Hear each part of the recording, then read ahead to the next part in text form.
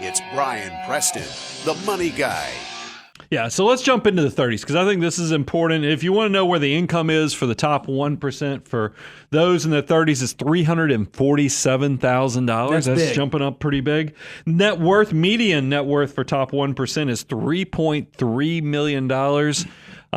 That's not a small sum of money either. So it's kind of interesting how these numbers came to be. Now, and again, we want to make sure that we're clear. Just because you were not in the top 1% of your 20s does not mean that you would not be in the top 1% in your 30s. But look at how those numbers change. We said that the average net worth, or the median net worth, to be in the top 1% in your 20s was somewhere around $500,000 or a little bit greater than that. You can see how powerful compounding can be, not just for the top 1%ers, but for everybody in their 30s. If you can put in the work early, the numbers build quickly. That's why in order to be in the top 1% in your 30s, you are now a multi-millionaire. In order to be able to do that, if you can start early, the numbers move and compound very, very quickly. Well, let's look at some of the things that have to have happened for this to even work out. And so what have they figured out? The first thing, you know, and we had discussion about this too, Bo, is because you don't have to have a partner. You don't have to be married, but you definitely didn't pick a bad partner or a bad spouse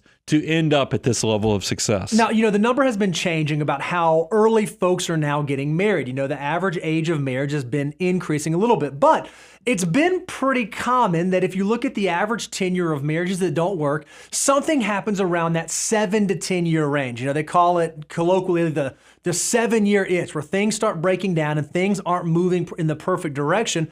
Well, it's not uncommon for folks in their 30s to have recognized, okay, maybe that decision I made in my 20s, this isn't working, this isn't the person I want to be with. Well, the devastating fact is, apart from the emotional damage, apart from the mental damage, apart from the relational damage that comes from that, there is significant financial damage that happens when individuals work through divorce. Yeah, I mean, if you actually look at the data, we've shown this stat before, but I think it's worth kind of diving a little deeper into it. Here's what's on the slide. Those divorcing experience an overall drop in wealth of 77%. Well, what goes into that? Not only is it the cost of actually divvying up the assets in half, but there has to be something above and beyond that. And here's what the research shows. This actually goes 4 years from the date of divorce. Prior to the date of divorce. Prior to the actual divorce date, because what you'll see, and everybody, if you've been around long enough like I have, you've seen when couples, unfortunately, it's not working out, and they get into an arms race. So like if one is spending money in an unhealthy way, the other spouse will be like, well, I'll show them, and they'll spend money. Decisions starting to be made not in a healthy way to actually build wealth, but more of the destructive, I've got to get mine, because you get into this arms race. It's very unhealthy. So you see the dysfunction is not just in the separation of the assets. It's actually, there's a lot of writing on the wall that something healthy is not occurring here. So when it comes to making large financial decisions, and potentially one of the largest financial decisions you will ever make is who you choose to be your lifelong partner, you want to make sure you put a lot of time and thought and effort into that so that you can make it well. So one of the traits that people in the 30s figured out is they did not pick a bad or the wrong partner. Here's another thing that they did. They figured out what it is that they love to do vocationally, and they've actually started doing it. They do something that they love doing for a living. Yeah, I mean, I thought the stats were pretty amazing on this. 86% of millionaires say they enjoy what they do for a living. I mean, I think a lot of people don't, they wonder chicken or egg, meaning that do people get rich because, they just have this great income coming in, that's why they love what they do. From my own walk, and as well as dealing with clients, I think the money a lot of times is a side effect to actually being completely engrossed in what you're doing for a living. I mean, I'd never thought when I got that first iPod that when I started the Money Guy show, the podcast, that was supposed to be just an education platform, just a passion project. But as you can see, it has turned into, and I'm unapologetic about it, the greatest marketing idea by accident, because I really did. My passion was there to help people make better decisions, and I absolutely love coming to work. Now, look, I enjoy vacations. I enjoy hanging out with my family. But when I'm away from this place too long, I do start to go, man, I need to get back in there because I just love coming to work every day. And I think that I'm not the only successful person that feels that way. Yeah, there was a study done by Acorns looking at millionaires, and it found out that millionaire entrepreneurs who were able to channel their passion into a successful business idea carry an average net worth of almost $7.5 million. So if you can do what you love, there's a good chance that you're going to do it really, really well. And there's a good chance that you're going to be successful at it. Brian, we have a dear client who we've worked with for over a decade now.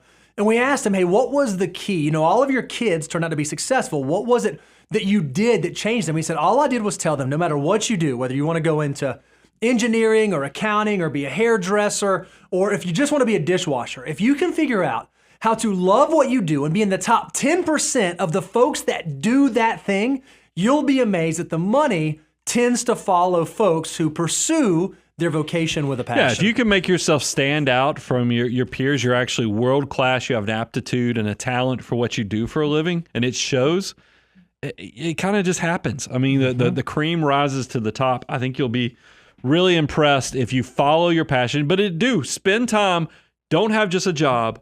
Try to figure out the career or the industry or the aptitude that really brings you joy every day when you get to do it. And if you can pursue that, I think you'll find that the money kind of happens. Another thing that 1%ers have figured out in their 30s is that they've recognized the value of having a really great team around them. They don't try to be an expert in every single avenue they operate. So they might have a really good financial advisor, or a good accountant, or good attorneys, or good support characters, or good colleagues. They know how to surround themselves with people who are also motivated to help them be better at what it is they do on a day-to-day basis. Look, this is one I had to learn about, is because, and look, here's how this plays out. A lot of times, if you're financially minded, like when you buy your house, you're like, man, what did that real estate agent really do for me? And a lot of us want to be do-it-yourselfers on all these levels. But I will tell you, if you're successful, you're going to find out that, yes, you could put time in. You have the aptitude where you could figure out how to do the job of the CPA and do your own taxes. You could sell your own house like a real estate agent does. You could even do your own financial planning. But there will come a point where your time is so valuable, plus time is such a scarce resource, that instead of you trying to figure out how to be an expert at everything, why don't you bring somebody in? I've been very confessional also. Like, I'm going through this literary process. Sure.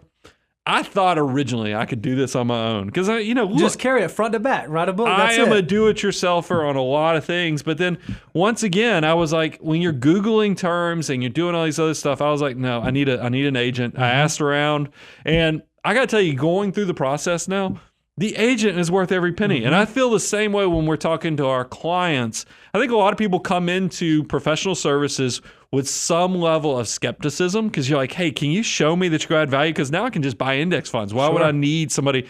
A good person that's going to be on your team should be able to show value and value that's tangible to you as you grow your wealth. Do that. So that way you can focus on what you're good at, which is generating income that leads and turns into wealth. And that's actually a beautiful segue, Brian. Let's talk about some of the things that folks in their 30s, inside of the 1%, some hacks they've used to achieve their success.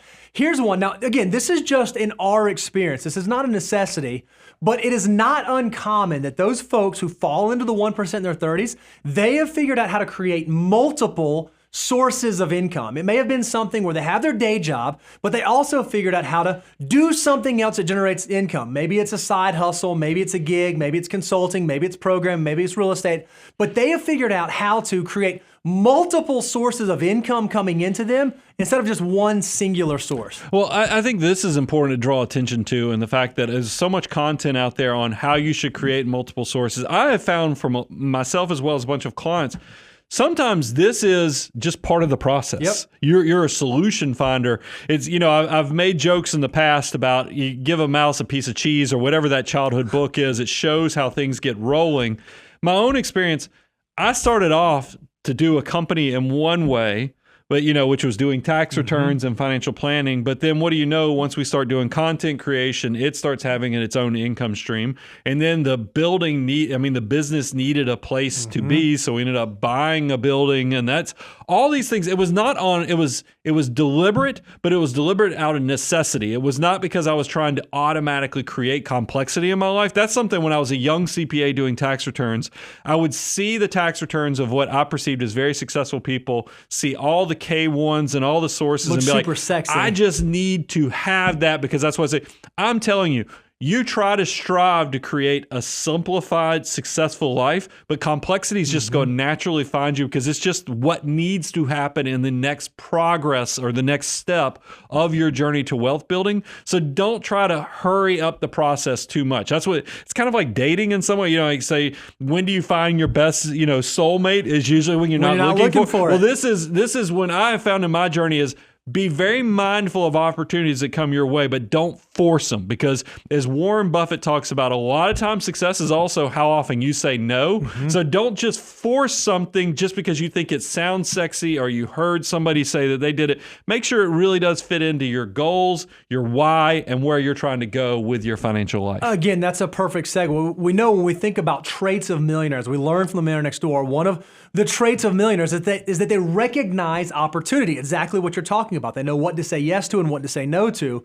When we think about the 30-year-olds with whom we work, who are in the 1%, a common thread that has been true of these folks is they make sure that they maintain plenty of liquidity, and not just emergency reserves to cover the emergencies, and not just living expenses to make sure that they can cover their lifestyle, but they have liquidity available so that if an amazing opportunity happens, or if a recession comes along, or if some business endeavor presents itself, they are positioned in a place where they can actually take advantage of that. Whereas if they did not have liquidity, they would not be able to do that. Well, I think this is where entrepreneurial fear kicks in. I mean, I know I've watched so many clients.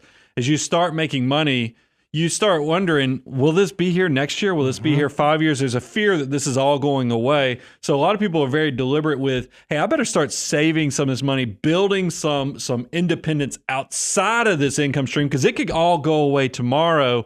That's when we talk about liquidity. It's not just cash. It's meaning you're building assets. You're building investments outside of your business or what you do in your day job, so that you're on the path to independence, independent of what you do in your day job. That's right. Another hack that we've seen that they often do is they use, we're going to call them advanced, in quote, strategies to amplify their wealth building. What they do is they understand the risk and reward trade-off. And in a number of instances that we've seen, they took a big risk early on, and in their 30s, that risk began to pay off. Maybe that was starting a business, or maybe that was buying a commercial building or doing some sort of real estate investment. And now that they've made it through the gauntlet, they've made it through the difficult part of that, they are beginning to see the fruits of that labor. That's an advanced strategy that not a lot of people employ, but those who do and who it works out well for are rewarded for that on the other end. Well, and here's the hacker habit I always try to explain when I'm talking to other business owners is that, yes, you took the risk, but as the reward starts to come in, don't squander the opportunity. Try to be very efficient. That's why, do figure out how backdoor Roth IRAs work. Try to figure out how health savings accounts. Yes, those are very basic things, but you'll find as you start having success, you want to make sure you understand. I'll tell you another thing, Bo, as we were figuring it out, as you have success, there are going to be what I call rich people stuff, like cost segregation, advanced depreciation, when you do real estate and other things. Don't miss out. If you start having success, this is back to expand your team. Yes, this might be the first time you've crossed into 7 figures and you're trying to figure out, how do I do this well? Don't wait because you're so worried about paying fees that you don't maximize the opportunities to meet somebody who can maybe guide you that way with, so you maximize and don't screw up this big thing that's come your way.